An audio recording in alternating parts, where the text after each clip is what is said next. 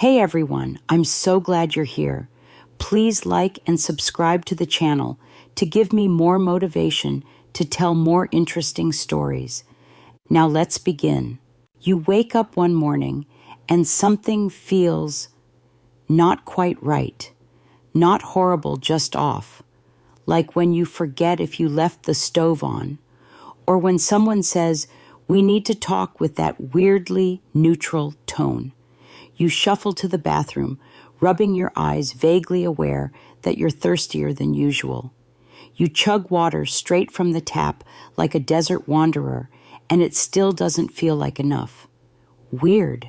You skip breakfast because you're late, but even then, there's this strange fog trailing behind your thoughts. At work, you find yourself zoning out during a meeting, staring at your manager's mouth like it's a badly dubbed movie.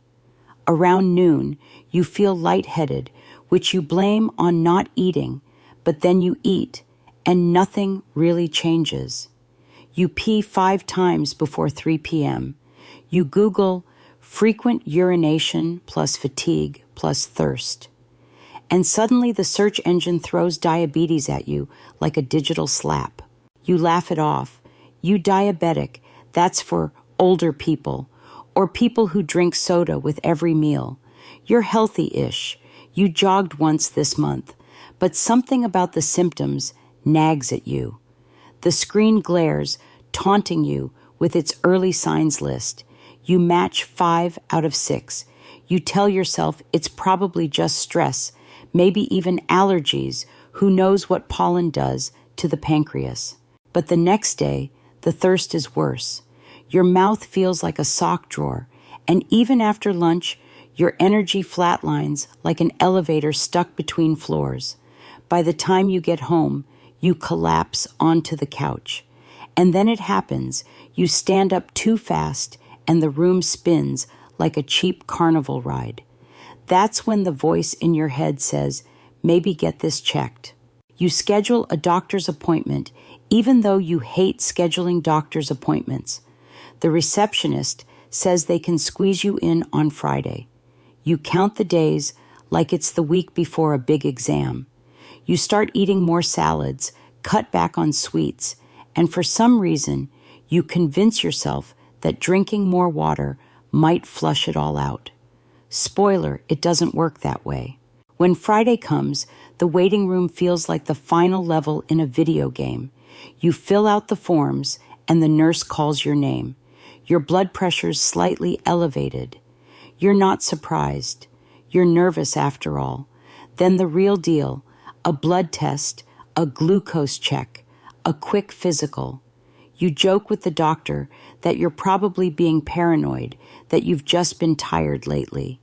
He doesn't laugh. He looks thoughtful, concerned even. Then he says the thing that lands like a hammer. Your fasting glucose is high, very high. You blink. He explains A1C and glucose tolerance like he's walked this road with 100 people before, maybe 1,000. He doesn't say you have diabetes yet. He says we need more tests, but you already know. You feel it, like a puzzle you didn't want to solve. You leave the office not with a prescription, but with a sense of dread, like the ground beneath your feet has turned to glass. You stop at a pharmacy anyway, buying a glucose monitor, even though the doctor said to wait. You don't want to wait. You want answers. Clarity, a quick fix. Instead, you get a needle, a strip, and a tiny beep telling you that your blood sugar is off the charts. At home, you stare at your fridge like it betrayed you. All those snacks, leftovers, sauces, all those quick meals, frozen conveniences, weekend takeout binges, they suddenly look different, not like food, but like suspects in a crime scene. And you feel betrayed by your own body. You didn't ask for this. You didn't sign up for it. You exercise sometimes. You tried to eat better once every few months. You even passed on cake at your niece's birthday party twice. But diabetes doesn't care about cake math. And now the word sits in your brain like a stone diabetes, the thing that seemed like someone else's problem, a condition whispered about at family gatherings, an invisible shadow, but now it's yours. You lie in bed that night wide awake. The fan hums in the background. The digital clock ticks past midnight. Your body is here, but your mind is already running numbers, blood sugar ranges, life expectancy charts. Insulin costs, that one article you read about limb amputation that you really wish you could forget. Still, part of you resists the label. Maybe it's just pre-diabetes. Maybe you'll turn it around before it gets worse. You don't even know what worse looks like. But you decide something quietly. Right then and there, you won't ignore it. Not this time. You'll figure it out one test strip at a time. You close your eyes and whisper to yourself, okay. And for the first time in days, you mean it. You wake up with a mission. Not a big, dramatic, cinematic mission, just the stubborn, caffeine-fueled kind that starts with a deep sigh and a Google search. Because if your body's going rogue, then you're going to need intel.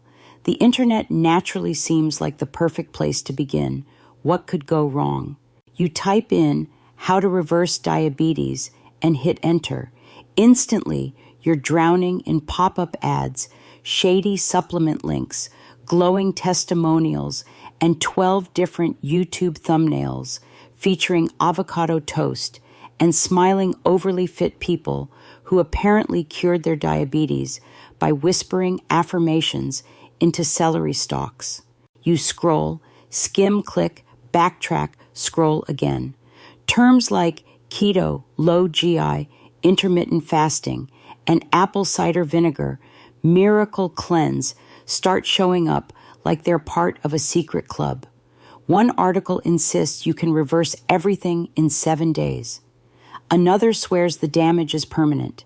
A third one tells you to eat nothing but beans for a month. You close your laptop slowly, like it might explode. Okay, maybe real medical advice is better. You call the clinic again and ask to speak to a dietitian. The receptionist cheerfully tells you the soonest appointment is 3 weeks out. You mentally scream, but thank her anyway. In the meantime, the doctor gives you a referral to an endocrinologist. Great, a specialist. Just the word specialist makes your wallet twitch. You haven't even received a diagnosis in writing yet, and already it feels like you've stepped onto a conveyor belt in a medical assembly line. Still you go. Because denial isn't a strategy. You walk into the endocrinologist's office like it's your first day of school, nervous, trying to look calm, mentally, reciting everything you've Googled like a student before a pop quiz. They ask about your symptoms. You tell them. They ask about your diet. You lie a little, then feel bad and tell the truth. They nod like they've heard it all before. Then they explain diabetes again, but this time it hits differently. Maybe it's the calmness in their voice. Maybe it's the fact that they don't sugarcoat anything, pun fully intended, but they also don't make it sound like a death sentence. It's a condition, they say, not a punishment. That line sticks with you. They break it down with terms that make sense. Your pancreas is underperforming. Your insulin's inefficient. Your blood sugar is like a party that never ends because nobody's cleaning up. They tell you it's manageable. You can live with this. You just have to learn how to drive a different car. Now one that stalls if you push it too hard, overheats if you ignore it, but will still get you where you need to go. After the appointment, you feel better. Not good, just slightly less like you're standing on a cliff. You still have a million questions. You still feel overwhelmed. But you also feel like maybe, just maybe, this thing is not going to define you. It's just going to demand your attention. So you go back to Google, but this time you're smarter. You start filtering your searches. You ignore the avocado cults and look for actual medical sites. You learn what HbA1c means. You memorize what a normal range is supposed to look like. You stumble across the historical tidbit that the ancient Egyptians described something like diabetes, as far back as 1500 BC urine that attracted ants. That image sticks with you way too long. You also learn that in the 1800s, doctors diagnosed diabetes by literally tasting urine. Yeah, no thank you. Historians still argue whether early treatments like starvation diets or bizarre herbal tonics ever actually helped or just delayed the inevitable. But one thing's clear, our understanding of diabetes has come a long way, and now you're part of that timeline. And then, of course, there's the fringe stuff. You fall down one weird rabbit hole about cinnamon bark extract being a natural insulin booster, and before you know it, you're debating whether to order a 6-pack of organic Ceylon cinnamon capsules from an online health guru named Leaf Lord 99. You don't, but you consider it. That night, you talk to someone about it for the first time. Not your doctor, not a forum stranger, a real person, a friend, someone who listens, who doesn't interrupt, who just nods and says, "That sounds scary. But I'm glad you're facing it." And you realize that this is going to be part of your story now. Something you carry, but also something you share. You journal about it before bed. You write down the words you're still afraid of: diabetic, chronic, irreversible, but also the ones that feel like anchors: manageable, control, rebuild.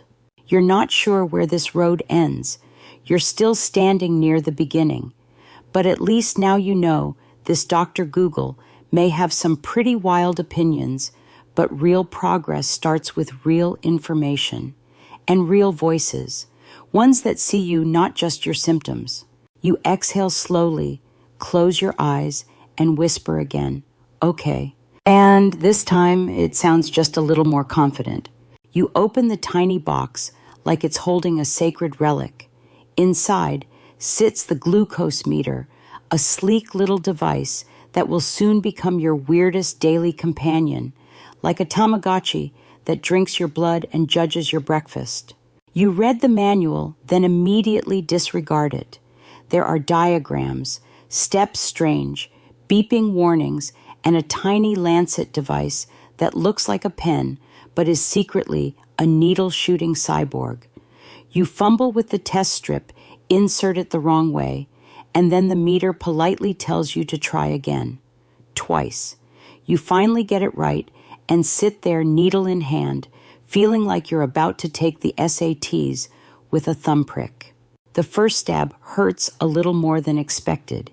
It's not bad, just a sharp wake-up.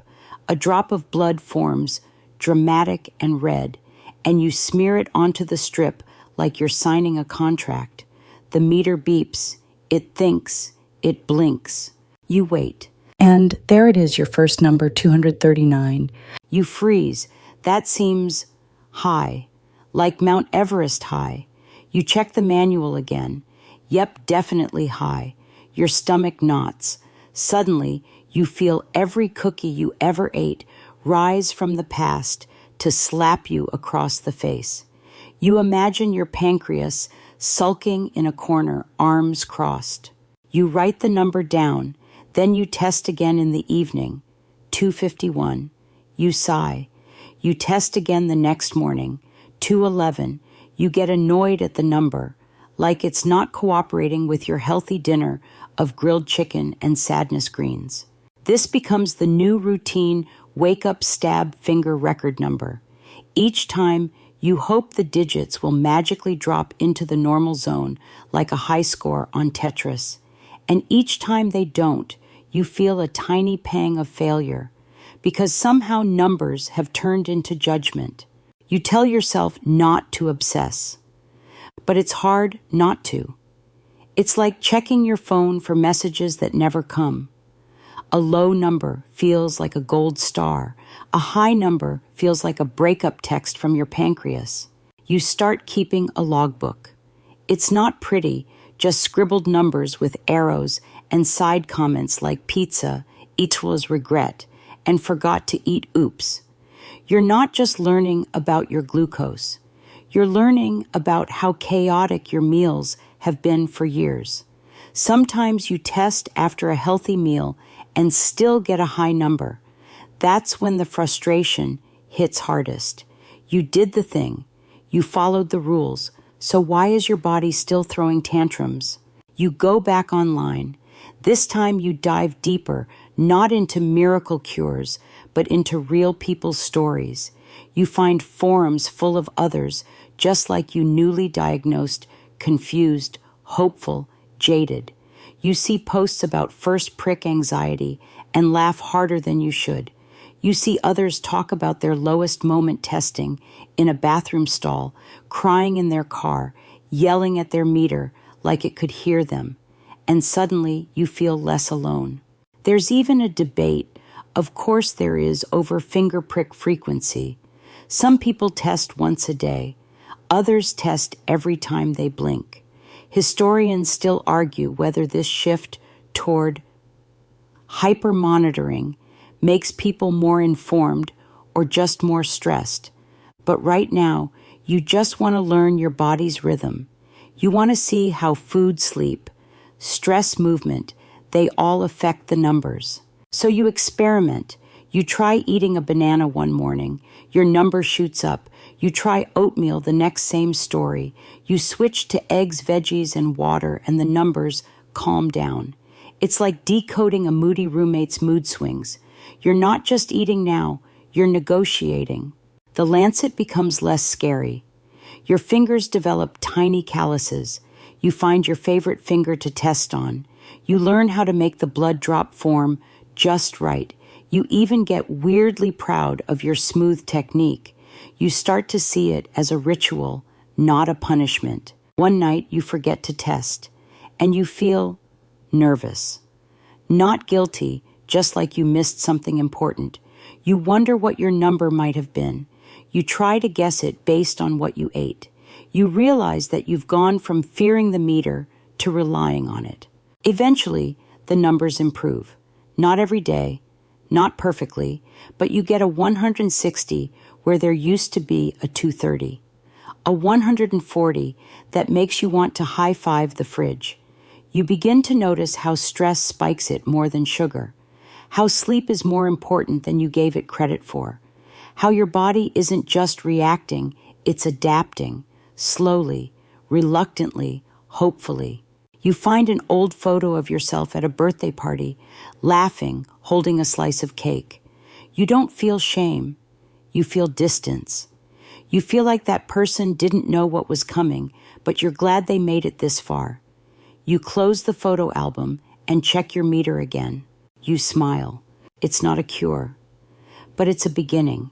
You're standing in the grocery store like it's a foreign country and nobody handed you a map. Aisle after aisle, shelf after shelf, and every label suddenly reads like it's hiding something. You clutch a basket of celery and despair.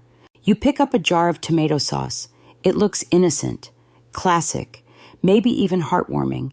Then you turn it around and read the label, 12 grams of sugar per serving. You blink. Is it dessert? You check another. Same thing. The third one says, no sugar added, in big, bold letters, but still sneaks in sweeteners with names like evaporated cane juice and organic corn syrup. You sigh. Even the tomatoes are lying. It turns out sugar has disguises. Over 40 different names on labels, like it's in witness protection. Dextrose, maltodextrin, high fructose, corn syrup, fruit juice, concentrate.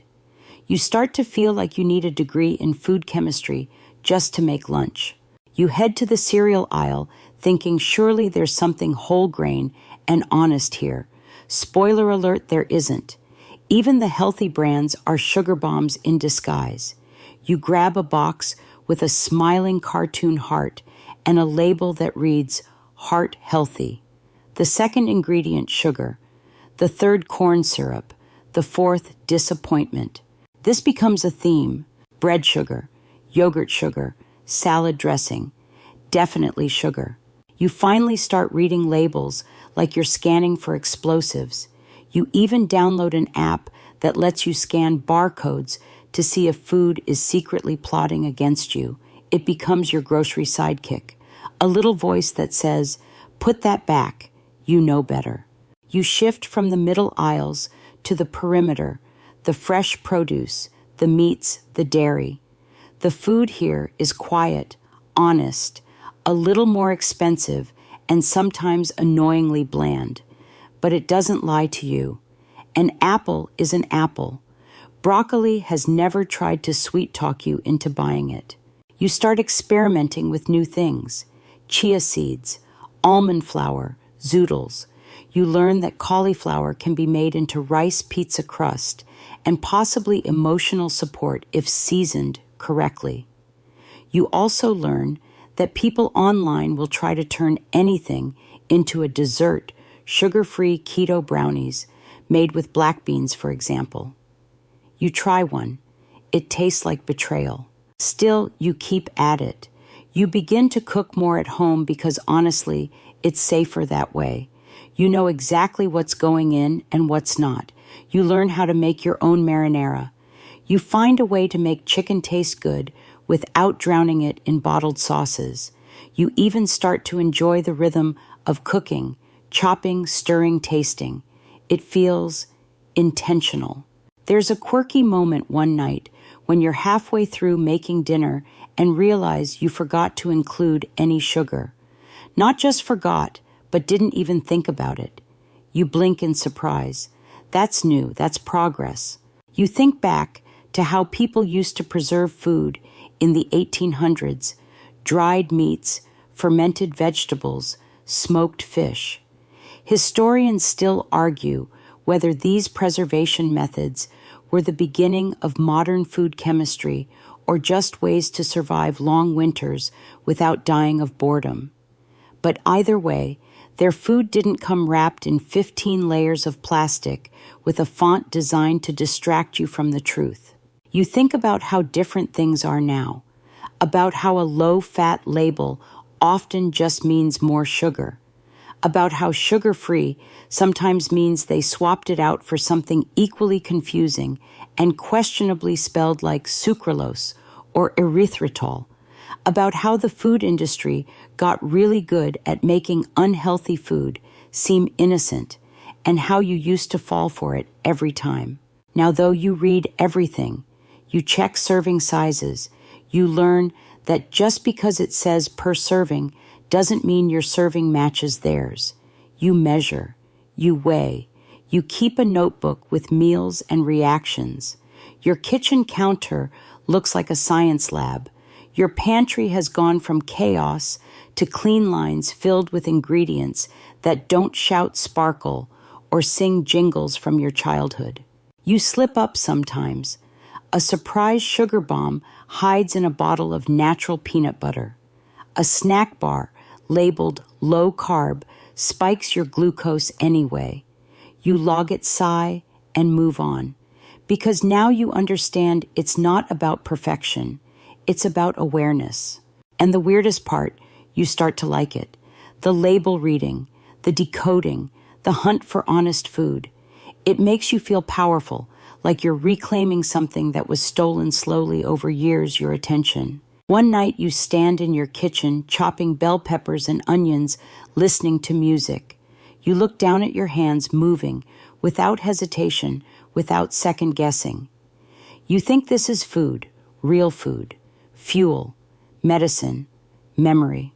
You sit down to eat, and for the first time in a long time, you feel full. Not just your stomach, your spirit. You're not surviving dinner, you're enjoying it. You test your sugar after, 128. You smile, and you go back to the table for more broccoli because weirdly enough, you're kind of into it now. You never thought you'd develop a complicated relationship with bread. But here you are, sitting at your kitchen table, staring at a slice of sourdough like it just insulted your family. It's not that you hate bread. It's that bread now feels like a tricky ex, familiar, comforting, warm, and possibly toxic. Carbs used to be simple. Pasta was your weeknight hero rice, was the base of everything, and sandwiches were your love language. Now, they're part of the blood sugar negotiation you didn't know you were signing up for. Every bite becomes a question. Is this worth the spike? You start keeping a carb log, not because someone told you to, but because you need to understand the math your pancreas has apparently given up on doing. You learn that 1 cup of cooked rice has about 45 grams of carbs, and your brain short circuits because who eats just 1 cup of rice? That's like 1 bite in real life. You try switching to brown rice. The meter says, nice try. You try lentil pasta. The meter says, better. You try spaghetti squash and stare at it like it just broke your heart. It's stringy, it's wet, and no, it's not pasta. But your glucose levels like it, so you keep experimenting. You discover that carbs are not evil. They're misunderstood. It's not about cutting them out entirely. It's about learning which ones are the real troublemakers and which ones just need a little supervision. Sweet potatoes. In small amounts. They're okay. White bread. That thing spikes your numbers faster than bad news. You start using measuring cups like you're in a cooking show. 1/2 cup of oats, 1/4 cup of quinoa. You're not eating, you're calculating. And sometimes you hate it. Sometimes you stare at your plate and feel like it's a spreadsheet. But then you find balance. You learn how to pair carbs with fat or protein to slow the glucose surge. You put avocado on your toast. You toss nuts into your salads. You discover the dark magic of vinegar, apparently a tablespoon, before meals can blunt your glucose spike. Historians still argue whether this tip came from ancient folk wisdom or just TikTok science, but surprisingly, it works. And of course, there's a fringe theory involving cinnamon. Everyone and their cousin swears cinnamon lowers blood sugar.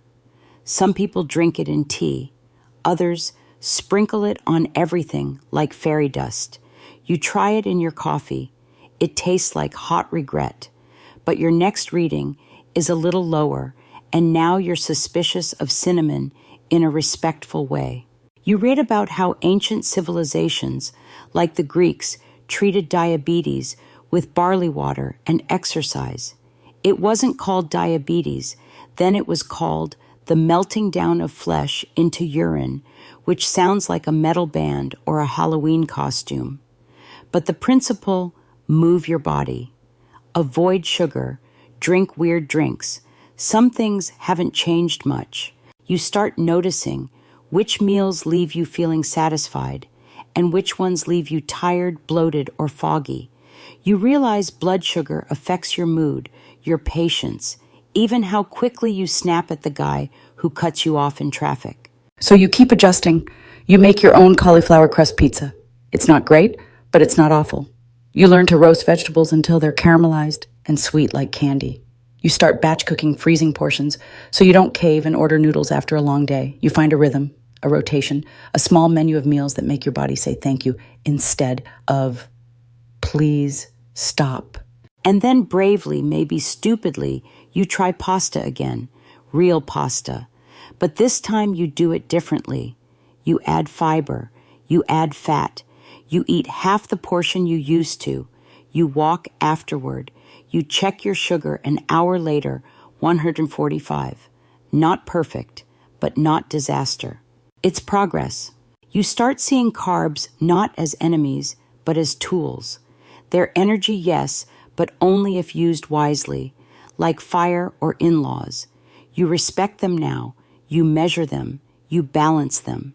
And little by little, you find that the great carb negotiation isn't about deprivation, it's about knowing your terms, about deciding what matters most, about understanding that health isn't a set of rules, it's a conversation, one you have with your food, your meter, and yourself. So the next time you sit down with a plate of food, you don't feel panic. You feel curious. You feel empowered. You feel ready. You take a bite of your cinnamon-spiced lentil stew smile and think, okay, carbs, we can still be friends on my terms. You tie your sneakers like you're preparing for battle. Not the sword and shield kind, more like a slow motion march to reclaim your blood sugar one slightly awkward step at a time. You've read that exercise helps with diabetes, and now it's time to test the theory. You head out the door like someone sneaking into a gym for the first time after 10 years and 3 forgotten memberships. You start walking, not running, not power walking, just walking. One foot in front of the other. Your legs feel stiff, your breathing uneven, and your brain predictably starts negotiating how soon you can turn around. 5 minutes in, you feel like an old wooden chair, functional but definitely creaky. But something happens after 10 minutes. The stiffness starts to fade. Your breath settles. You notice things. Trees, birds, that weird neighbor with the 12 garden gnomes. You feel okay. You return home, check your blood sugar, and blink. It dropped. Not dramatically, but enough to raise your eyebrows and mutter, huh. And just like that, the walking experiment becomes a daily mission. You learn that exercise works like insulin's cooler cousin. It opens your cells, helps them absorb glucose without needing as much help from your struggling pancreas. You also learn that it doesn't take much, just movement, just rhythm, just not being a couch all day. You try other things, an online yoga class with someone named Willow, who tells you to breathe like a dolphin. You try dance videos and kickboxing routines that nearly destroy your living room lamp. You attempt jogging once and decide quickly that walking is your soulmate. Historians still argue whether the ancient Romans walked for fitness or just didn't want to deal with chariot parking. But one thing is clear, our bodies were meant to move, and yours had been sending silent requests for years that you finally started to answer. You notice side effects, good ones. Sleep gets deeper, headaches disappear, your mood lifts, you stop yelling at your toaster, your thoughts become less jittery. You find that a 20-minute walk after dinner has more power than any pill in the pantry. You even start tracking steps. You used to roll your eyes at those people who bragged about their 10,000 steps, but now you're that person. You hit 6,000, then 8,000. One Saturday, you wander around a park and check your phone, 12:03:09. You fist pump. You celebrate with water and a foot massage from a $10 roller you bought online at 2 a.m. There's a quirky online theory that walking barefoot on grass can reduce blood pressure and inflammation. You try it once. It's cold and damp, and a beetle climbs your ankle, but you feel oddly refreshed anyway. Maybe the science is shaky. Maybe it's just the joy of grounding, of reconnecting to something real. Your family notices. You're glowing, someone says. You laugh and reply, it's just sweat. But part of you knows it's more than that. It's movement. It's circulation. It's hope literally flowing through your veins. One morning it's raining. Old you would have skipped the walk. New you grabs a jacket, a hat, and hits the pavement. The drops feel sharp at first, but soon they become rhythm, like a song only your body can hear. You come home soaked but triumphant. You check your sugar 120. You grin like you won a prize. Exercise becomes your anchor. When stress builds, you walk. When cravings hit, you walk. When the day feels like it's unraveling, you lace up and go. Not to burn calories, not to punish yourself, but to remind your body that you're listening, that you care. And slowly your body starts to believe you. Your muscles tighten, your waist shrinks, your energy once flatlined now hums like a well-tuned engine. People ask what you're doing, and you smile and say, I started walking. Simple, but not small. You begin logging your walks, where you went, how you felt, what your glucose did, after. You start seeing patterns. You realize walking before meals helps. You realize walking while listening to podcasts keeps you going longer. You realize that on hard days, it's the walk that holds you together. Eventually, you don't think of it as exercise. You think of it as your daily appointment with yourself, a meeting of your mind, your breath, your blood, and your hope. And every time you step outside, you know you're not just walking away from poor health. You're walking towards something better, something that's been waiting for you for years. So you keep going, rain or shine, tired or restless, high number or low. You walk. It starts with a donut. Of course it does. You're at your cousin's birthday party, surrounded by balloons, paper plates, and plastic forks that can't seem to cut anything. A box of glazed happiness sits on the table, glowing under fluorescent lights. And before you know it, someone you love, someone who means well, holds one out to you with a smile. Come on, they say, one won't kill you. You pause. For half a second, the old part of your brain, the sugar-loving, frosting-worshipping part, flickers. But the newer part, the one holding onto your glucose monitor like it's a lifeline, speaks louder. I'll pass, you say politely. And then it happens, the look. That raised eyebrow, half pity, half confusion. The "oh, you're that person now" look. It's subtle, but you feel it. Welcome to the sugar pushers. They're everywhere. Friends, family, coworkers, people who don't understand, who think you're being dramatic, or worse, judgmental. The ones who say things like, just this once or live a little while, handing you a cupcake that might as well be a grenade. At first you try explaining. You talk about insulin resistance, blood sugar spikes, how one small treat can turn into a 250 reading and a day of regret. Some people listen. Some nod and change the subject. Others double down. Are you on a diet or something? No carbs at all. That's extreme.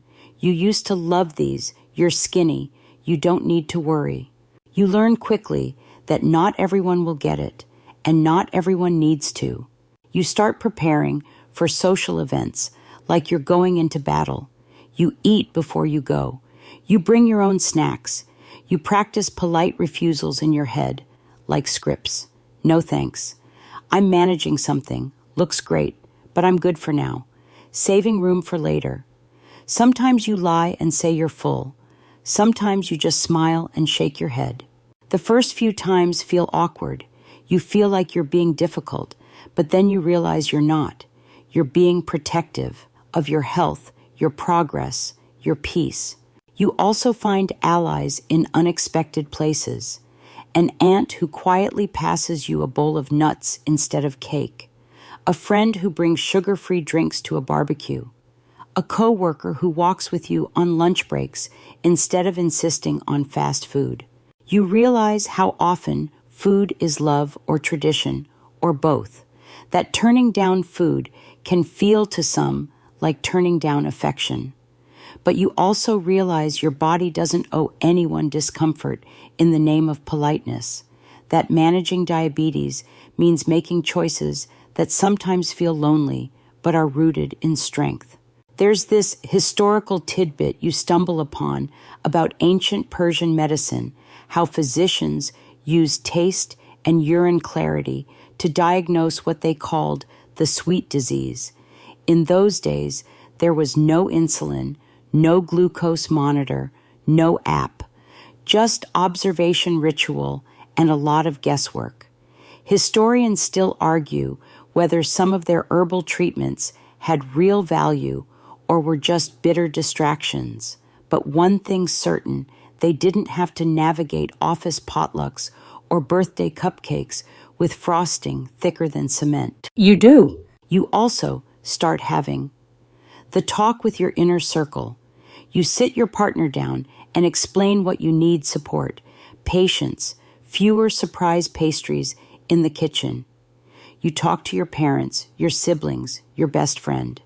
Some adjust immediately, others need reminders, but you see it working little shifts in how people plan meals, how they ask before offering food, how they support you when others don't understand. And sometimes you surprise yourself. You make a sugar-free pie for Thanksgiving. It's not bad. You bring a tray of roasted vegetables to a potluck. People eat them. You start collecting low-carb recipes that don't taste like sadness. You find joy in offering food you can eat without explaining it. One night someone tells you, "You've inspired me to watch what I eat." You smile not because you're trying to be anyone's role model, but because you're proof that change is possible, that boundaries can coexist with kindness. You learn when to speak up and when to let things slide. You learn how to navigate holidays buffets and that one friend who insists on baking. You also learn how to forgive slip-ups, yours, theirs, everyone's, because no one gets it right all the time, and that's okay. At the end of the day, managing diabetes isn't just about food. It's about relationships with others, with culture, with your past, and most importantly, with yourself. So the next time someone hands you a donut, you smile, shake your head, and reach for your own snack. You've got this. It begins with a late-night scroll, the kind you swear you won't do anymore, but somehow always end up doing. You type how to reverse type 2 diabetes naturally into a search bar, thinking maybe, just maybe, there's something you missed. And there it is, a sea of bold headlines, glowing testimonials, and product links that practically scream, "Buy now, or your pancreas will never forgive you." You're not proud of it, but you click. You dive into the wild world of diabetes hacks, where cinnamon becomes king vinegar, becomes gospel, and there's always someone promising a miracle in the form of a bright green powder. You buy cinnamon capsules. You start sprinkling the spice into everything: coffee, yogurt, chili. You imagine yourself slowly turning into a baked good. Does it help? Maybe. Or maybe it just makes you smell like a Christmas candle. You check your sugar after a week, and it's marginally better. Is that the cinnamon? The walking? The lack of donuts? Historians still argue whether cinnamon actually has blood glucose lowering effects, or if it's just placebo dressed in a spice rack. Next, you try apple cider vinegar. The internet insists it's magical. You pour a tablespoon into a glass of water and take a sip. It tastes like a punishment, like salad dressing for sad people. But again, your blood sugar does seem slightly more cooperative afterward. You can't tell if your body's impressed or just confused. You move on to tech. You download every diabetes app with decent reviews. Some track meals, others log steps. One tells you when to breathe. You try them all. You start barcoding your groceries like a cashier in training. You enter carbs, exercise, mood, hydration, sleep quality, planetary alignment. Okay, maybe not that last one, but it feels that detailed. And it helps, sort of. You learn your patterns. You see that your sugar climbs when you skip breakfast or stress eat almonds. You learn that sleeping fewer than 6 hours triggers a spike. That stress is a silent saboteur. That hydration matters more than you ever realized. You stumble into the black market of wellness TikTok, where influencers with suspiciously white teeth swear by green juice turmeric shots and a mysterious ingredient called berberine. One guy claims he reversed his diabetes with a 5-day lemon-only fast and a 3-hour daily trampoline routine. You don't try that. Even your desperation has limits. Still, you explore the fringe. You try magnesium. You dabble in resistant starch. You eat cold potatoes like you're attending a dinner party hosted by disappointment. You try intermittent fasting, 12 hours, then 16, then realize you're just hungry and slightly irritable. But hey, your morning sugar is lower. Victory maybe. You visit a health store and a worker hands you a glossy pamphlet titled Blood Sugar Freedom: The Natural Way. Inside are supplements, exotic roots, dried mushrooms, and a tea made from some plant that only grows once a year on a remote mountain. The clerk tells you it changed his uncle's life. You smile politely, buy a small bottle of chromium something, and leave before you spend your rent. At home, you organize all your maybe remedies into a drawer. You call it your hope shelf. Cinnamon vinegar, chromium, turmeric, magnesium. It looks like a wizard's starter kit. You don't know how much is real science, how much is placebo, how much is just you feeling better, because you're trying. But here's the thing, you are trying. You're reading, asking questions, watching trends, testing effects. You're not swallowing everything blindly well, maybe the cinnamon, but you're curious, you're cautious, you're involved. And that matters. You also find community, a Reddit group where people post their meals, their numbers, their wins and fails, a YouTube channel where a dad vlogs his diabetes recovery like it's a Marvel origin story. You even join a virtual support group where you meet people who get it, people who've tried the same weird stuff, people who know how it feels to chase a lower number with more discipline than you've ever chased anything in your life. You laugh when someone posts a meme of a glucose meter dressed in armor, my blood sugar, after I sprinkle cinnamon on my toast like a warrior. You save it. It's silly. But it also makes you feel like you belong. Eventually, you circle back to basics. Water, whole foods, walking, sleep. You still keep a few of the supplements. Maybe they help, maybe they don't, but they remind you that you care, that you're not passive in this, that you've taken control even if the path is weird and winding. You think about how people treated illness in the Middle Ages, leeches, bloodletting potions brewed in smoky rooms. Historians still argue whether those treatments caused more harm than good, but at least they were trying, at least they were searching, and now, centuries later, you're doing the same thing, minus the leeches. One night, you sip a glass of warm cinnamon tea while reviewing your day's log. Your numbers look stable, not perfect, not miraculous, but better, balanced, earned.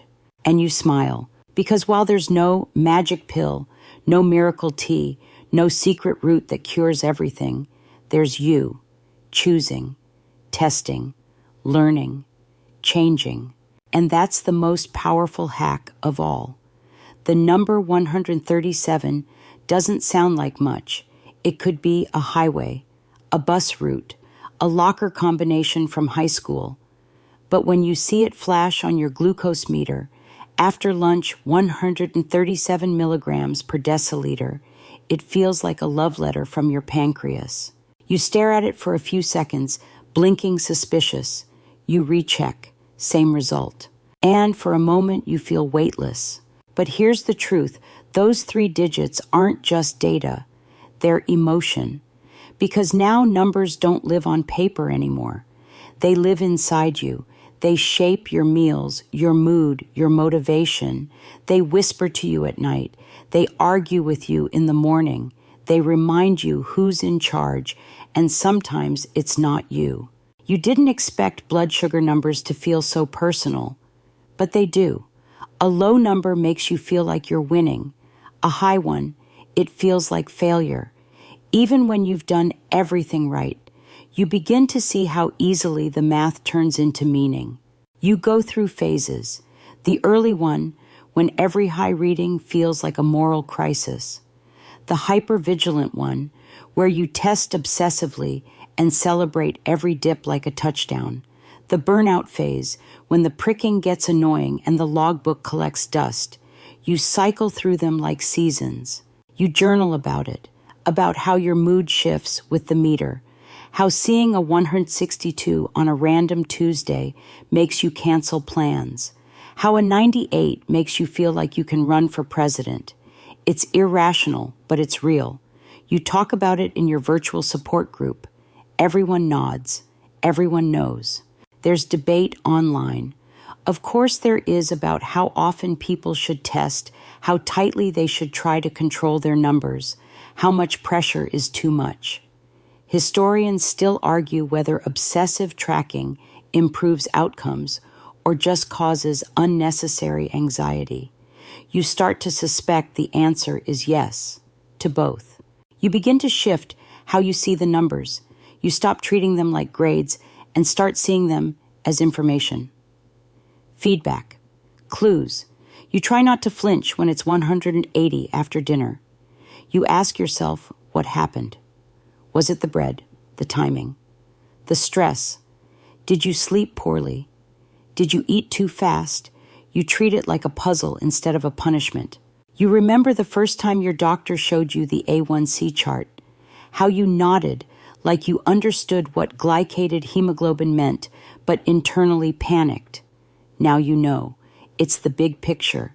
The 3-month window, the truth serum of diabetes management, and your last one came back a full point lower than before. That's progress you can print.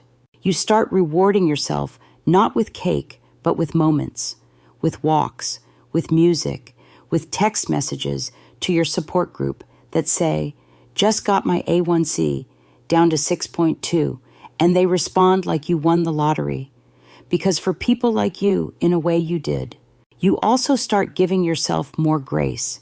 You forgive the spikes, the missteps, the days where the number is high and your patience is low. You start each day fresh. You remind yourself that your worth is not tied to a meter. One day, you forget to check your number after breakfast. And instead of panicking, you shrug. You feel fine. You trust your choices. You walk a little longer just to be sure. That's when you realize you're not just managing numbers anymore. You're managing emotions and doing it better than ever. You talk to your partner about it, about how diabetes isn't just food and medicine. It's mental, emotional, social, sometimes even spiritual. It changes how you see your body, your future, your past. And they listen. They hold your hand. They make a sugar-free dessert you didn't even ask for. It tastes like effort and love. You think about the people who came before you, the ones who didn't have test strips or insulin pens, the ones who were diagnosed and told, there's nothing we can do. How far you've come, how far we've come. You post online, not to brag, but to connect. You write, my glucose used to rule me. Now we're negotiating. A stranger replies, same. And just like that, you feel seen. You hang a small chalkboard in your kitchen.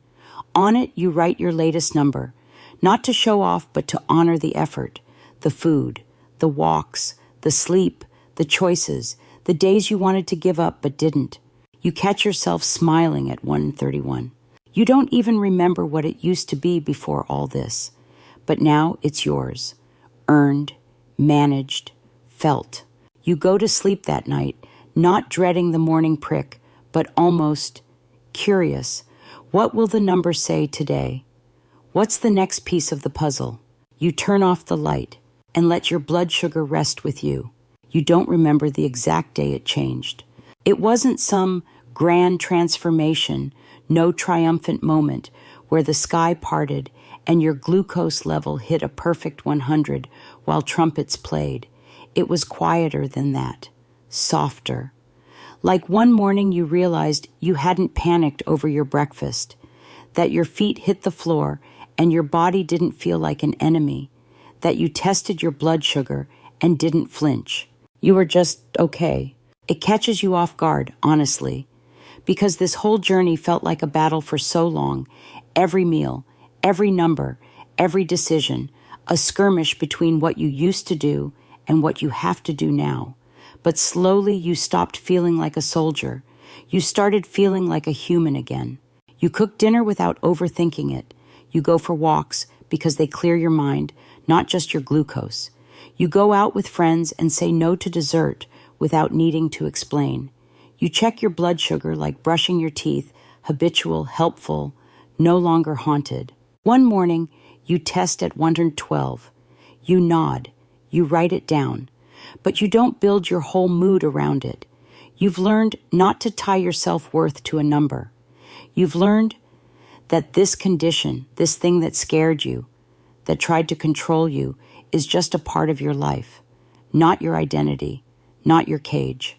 You sit in your favorite chair by the window, sipping tea with cinnamon, not because you hope it'll fix you, but because it's warm and comforting and it tastes good.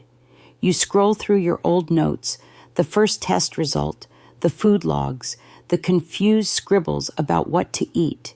You see the evolution in ink, the fear turning into facts, the facts turning into decisions, the decisions turning into life. You think about the people who stood with you, your doctor, your support group, your friend who baked you low-carb cookies that were, honestly, terrible but heartfelt.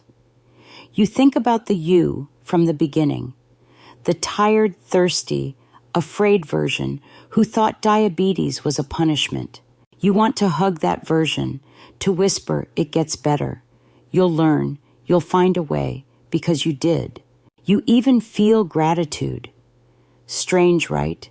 Grateful for the wake-up call, grateful for the structure, grateful that something forced you to pay attention to what you eat, how you move when you rest. It's like your body held up a sign that said, please take care of me, and for the first time, you listened. There's a freedom in that, not the kind that lets you eat a mountain of fries and pretend it's fine, but the kind that lets you walk through the world feeling capable, calm, informed. The kind that lets you say yes to the right things and no to the wrong ones without guilt. You still have moments, high readings, off days, nights when the craving wins, but those moments don't undo your progress. You're resilient now. You recover faster. You forgive yourself quicker. You see diabetes differently now, not as a monster under the bed, but as a roommate who needs boundaries. Firm, respectful, non-negotiable boundaries. You can live with it. You are living with it. And you're doing better than you ever thought you could. You go to bed with a full heart and a balanced plate. You take your readings. You journal your gratitude. You turn out the light. And you sleep. Not with worry clawing at your chest, not with regret swirling in your gut, but with peace. Because you've built something here, a life that works, a body that listens, a mind that leads, a future you no longer fear. You're okay. And tomorrow, You'll be even better. Now let your breath slow. Let the details blur gently into the background like fog over a calm lake. You've walked a long road, haven't you?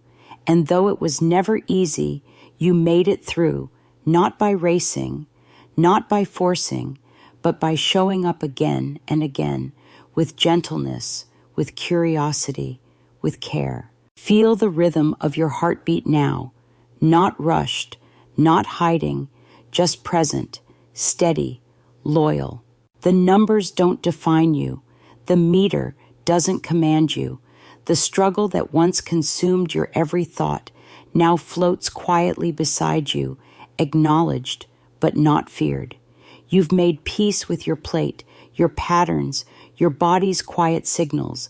You've made choices that serve you, and you've given yourself something rare in this world: compassion, consistency, control.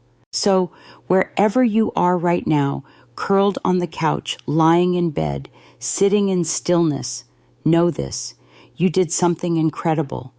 You stayed, you learned, you adapted, and your body in its own quiet way has noticed. It's thanking you every time you move, every time you nourish, every time you rest. You're not chasing health anymore. You're living it. Let that truth wrap around you like a soft blanket. Let it carry you forward. tomorrow will come as it always does. But tonight, you are safe. You are calm. You are whole.